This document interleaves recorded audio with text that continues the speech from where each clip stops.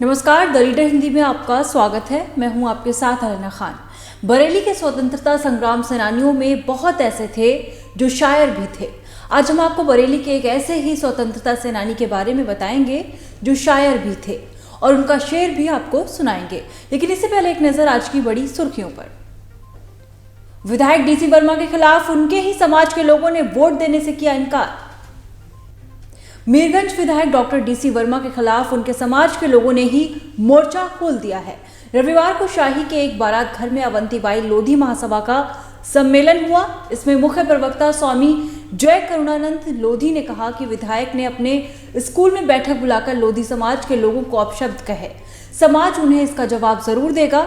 उनके पास जो कुछ है वो समाज ने दिया है। आरोप लगाया है कि जब बसपा से चुनाव लड़े थे तो समाज के लोगों ने 60 लाख रुपए इकट्ठा करके दिए थे। चुनाव हारने के बाद उसी रकम से उन्होंने रहपुरा जागीर में धनेटा फाटक के पास जमीन खरीद ली थी। उधर डॉक्टर डीसी वर्मा का कहना है कि हमारे समाज का 99% वोट हमें मिलता है। चुनाव से पहले लोग दावेदारी करते हैं तो इस तरह की बातें सामने आती हैं। मेरे क्षेत्र में मेरा कोई विरोध नहीं हो रहा है। नए एडीजी ने कानून व्यवस्था को बताया प्राथमिकता। अपर पुलिस महानिदेशक यानी एडीजी राजकुमार ने बरेली पहुंचकर कार्यभार संभाल लिया है।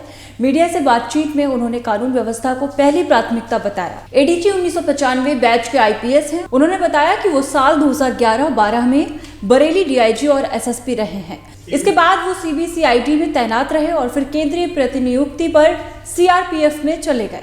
वहां से लौटने के बाद लखनऊ में एडीजी कार्मिक के पद पर तैनात रहे। उन्होंने कहा कि पहले से बरेली काफी बदल चुका है। कार्यालय पहुंचकर उन्होंने कर्मचारियों से परिचय लेकर जरूरी जानकारियां भी ली। नववर्ष के दिन एडीजी बरेली जोन का कार्यभार मैंने ग्रहण किया है। एस एडीजी जोन बरेली, जो इस जोन के अंदर के जितने भी जनपद आ रहे हैं उनमें हमारी प्राथमिकता सर्वप्रथम यही रहेगी, crime control and maintenance of law and order. ये पुलिस की प्रायोरिटी होती है, प्राथमिकता वही रहेगी। और आने वाले दिनों में विधानसभा चुनाव है। विधानसभा चुनाव को सकुशल, शांतिपूर्ण और निष्पक्ष तरीके से संपन्न कराना, ये जिम्मेदारी भी पुलिस की है और ये भी हमारी प्राथमिकता रहेगी। आम व्यक्ति जो है उसकी सुनवाई थाना स्तर पे हो, थाने पर आए तो उसकी बात सुनी जाए और उसमें कार्रवाई हो त्वरित गति से। ये हम लोग सुनिश्चित कराएंगे जोन में। इसके अतिरिक्त जो भी छोटी मोटी लोकल समस्याएं या लोकल दिक्कतें आती हैं उसका भी निराकरण समय समय से हम लोग कराते रहेंगे।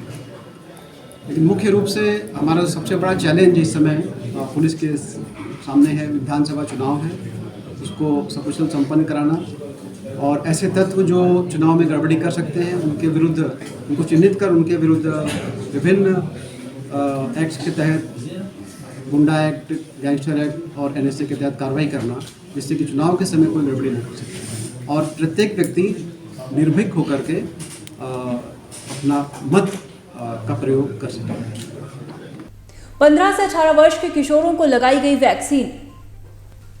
सोमवार को बरेली में 15 से 18 वर्ष उम्र के किशोरों को वैक्सीन लगाई गई है। वाकरगंज, नरौसी, स्वालेनगर, बानखाना, गंगापुरम, मौला नगर, पीहर बहोड़ा, घेर जाफर खां, हरूर नगला, हजियापुर, पुराना शहर, मणिनाथ, अग्रसेन पार्क, जिला अस्पताल, railway station, Izzatnagar, cantt general अस्पताल पर कोविशील्ड की डोज लगाई गई। इज्जतनगर, सिविल लाइंस, जिला महिला अस्पताल, सीबीगंज, जाटकपुरा, जगतपुर, सुभाषनगर पर कोवैक्सीन की डोज लगाई गई। 5 बाइक समेत 2 चोर हुए गिरफ्तार। थाना कोतवाली पुलिस ने सोमवार को 2 वाहन चोर आकाश उर्फ पुष्पेंद्र कुमार और जय को पुरानी जेल रोड से गिरफ्तार किया। उनसे 5 बाइक बरामद हुई हैं। माल सप्लाई का झांसा देकर सरिया व्यापारी से हड़पे 50 लाख। सरिया कारोबारी रोहित गुप्ता ने झारखंड के जमशेदपुर निवासी अशोक चौधरी और राजेश चौधरी के खिलाफ करीब 50 लाख रुपए हड़पने के आरोप में रिपोर्ट दर्ज कराई है। आरोप है कि दिसंबर 2020 में झारखंड की आशा इंटरप्राइजेस के अशोक और राजेश चौधरी ने उनसे संपर्क किया था। दोनों ने खुद को रुंगटा माइंस कंपनी का अधिकृत एजेंट बताया। कारोबारी ने मार्च 2021 तक 7,75,90,000 रुपए का माल मंगाने के लिए आरोपियों को ऑर्डर दिया, लेकिन दोनों ने 5,69,07,83 रुपए का माल ही भेजा। शेष रुपए हड़प लिए। और फिलहाल बरेली बुलेटिन में इतना ही। बरेली के और अपडेट्स के लिए देखते रहिए द लीडर हिंदी। आइए अब आपको बताते हैं उन देशभक्त स्वाभिमानी शायर के बारे में।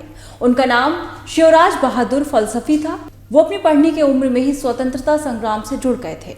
वो जेल गए और उनका बीए का रिजल्ट भी जेल में आया था। उन्हें खादी से लगाव था। पेशे से वकील शिवराज बहादुर उर्दू और फारसी में माहिर थे। जिंदगी के लिए उनका नजरिया दार्शनिक था। उन्होंने बहुत कुछ बेहतरीन लिखा, लेकिन जीवन संघर्ष के चलते वो प्रकाशित नहीं करा सके। वहीं उनके एक मित्र ने उनकी लिखी रचनाओं को अपने नाम से प्रकाशित करा लिया। उनकी रचनाओं में वो सब है जो उन्होंने जिया और भोगा है। उन्होंने लिखा, फलसफी आराम इस औकात से मिलता नहीं, कोई लम्हा, कोई दिन, माह, कोई साल क्या।